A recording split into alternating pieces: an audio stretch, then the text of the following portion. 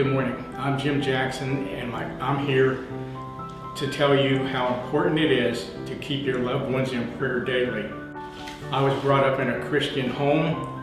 I attended church every time the door was open, and in 1959 I accepted the Lord at age 11. In 1962, Mom was in the hospital, and she passed away. That's when I walked away from the Lord, did not want anything to do with Him, and lived a life of really hard times. In December 1993, my dad was dying from cancer, was in the hospital, and as the nurses came in to see him, they would ask him how he was doing. And he would always look at them and tell them, it's not important how I'm doing, it's how is your walk with the Lord. One afternoon, my sister, brother, and stepmother were at the hospital visiting, and he started staring at the ceiling and the wall in his room.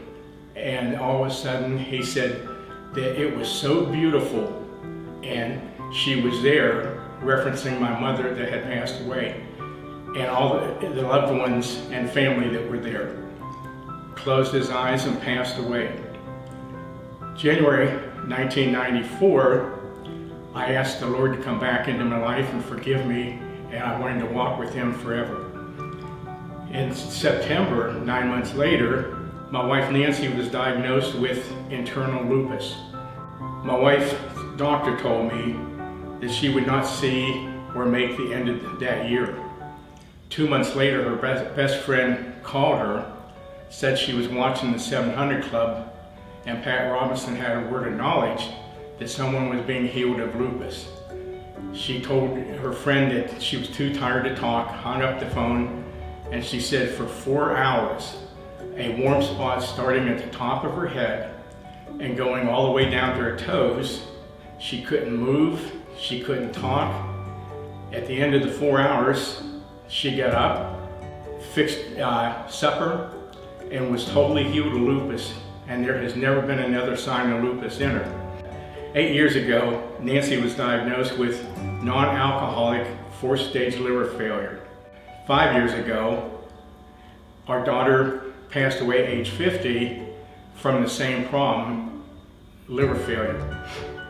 3 years ago, Nancy's health started going downhill and was in and out of the hospital a lot of times. Sometimes we didn't even think she would make it. February 8th of this year, Nancy's health had gotten so bad that we had to contact hospice. And on February 20th, when the Christian hospice nurse came in to see Nancy, she made a couple steps into the door, stopped, and she goes, "Oh wow, the room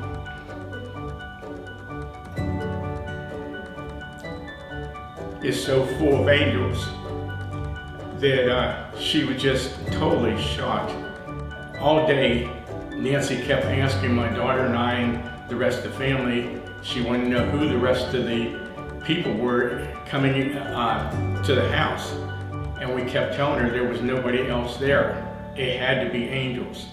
And she would carry on a conversation with us, and then all of a sudden, she'd look elsewhere, start a conversation, and then come back and keep talking to us. And at 4 o'clock, she was staring at the ceiling and the wall where it met together by the front door, and she commented how beautiful it was.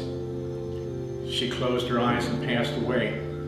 After 55 years of marriage, that has been very difficult, and it's really important to let you know that please let your loved ones, your spouses, know how much you love them, and realize that you never know when it's their last day or your last day.